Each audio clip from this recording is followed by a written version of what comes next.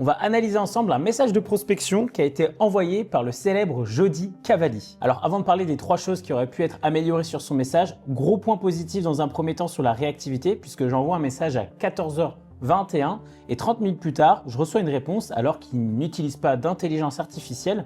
Et la deuxième chose que j'ai trouvé assez puissante, c'est qu'il ne partage pas son prix par message. C'est souvent une mauvaise habitude qu'on peut voir de la part de coachs en ligne, infopreneurs ou d'agences.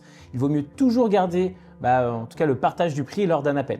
Maintenant, on va passer aux choses qui auraient pu être optimisées. Alors la première chose que je déconseille absolument quand on envoie un premier message, c'est de parler justement d'appel offert. Alors ici, finalement, donner la possibilité d'avoir un appel offert avec un coach, c'est très bien.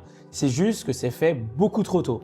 Je m'explique, l'impression que tu vas donner à ton prospect, c'est que c'est juste un numéro, une personne parmi tant d'autres, puisque tu offres à tout le monde la possibilité d'avoir un appel avec un coach. Donc ce qu'il faut faire avant, en priorité, c'est qualifier et d'envoyer de la valeur pour créer un lien de réciprocité. Donc très bonne question, mais beaucoup trop tôt. La deuxième chose, c'est la qualification. Et c'est fatal puisque c'est ça qui va impacter et faire en sorte à ce que tu aies des prospects non qualifiés qui viennent sur tes appels.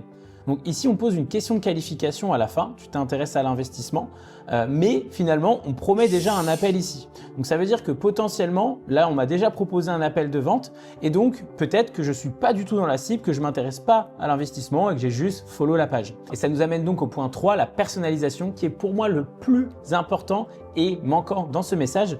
Finalement, tant au moment du prénom que dans le reste du message, il n'y a aucune chose qui a été partagée qui est relatif à moi, ma personne, peut-être ma description, mes photos de profil, enfin bref, il n'y a vraiment aucune personnalisation. L'astuce qui fonctionne super bien pour personnaliser ces messages et avoir des taux de réponse importants, c'est tout simplement de poser quelques questions de qualification pour justement à la fin personnaliser l'envie d'aller sur l'appel offert. Je m'explique, si la personne indique que c'est une étudiante, qu'effectivement elle a envie de gagner 10 000 € et qu'elle a déjà fait de l'investissement, à ce moment-là dans le bloc ici qui sera partagé beaucoup plus tard, on va pouvoir lui dire écoute, comme tu es étudiante, tu as envie de générer tant et que du coup tu as déjà investi, c'est parfait. Si tu veux, je peux te proposer un appel offert avec un coach qui est spécialisé dans ce domaine.